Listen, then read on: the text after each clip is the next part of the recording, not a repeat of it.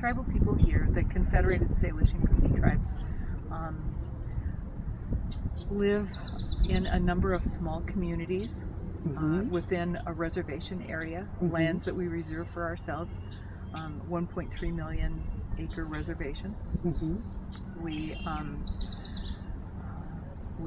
value our natural resources, our cultural resources, we value our elders. Our way of life is very different than it was historically. In the past, tribal people lived together in a community and shared all of the resources. There wasn't a sense of private ownership. People lived a subsistence lifestyle, so they hunted and fished, and they gathered an abundance of food from this rich landscape. Now it's changed dramatically, and we live in houses and and drive cars. Yeah, I just wonder why the federal government they passed a law that allow the tribal to have their own government and their own council. So the tribes are a sovereign nation, so we reserved our rights, our sovereign rights, and we entered into a treaty with the federal government as a sovereign nation. So it was a government-to-government relationship. It wasn't, the federal government didn't give us or grant us particular rights. We reserved rights for ourselves, and we have maintained our sovereignty, and that's how it is.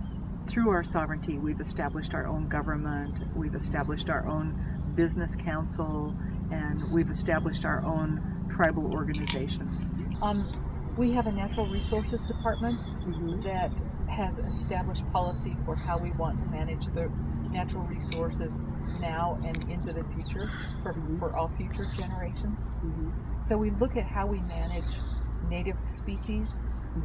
We want to keep the native fish species and the native wildlife as part on the landscape along with tribal people.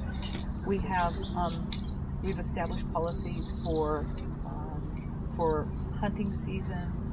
We have wildlife biologists and fisheries biologists that do science, that do a lot of scientific research to determine how best to manage the resource. And we set aside conservation areas for fisheries and wildlife, so that they can they have a place in the circle of life here as well. Okay.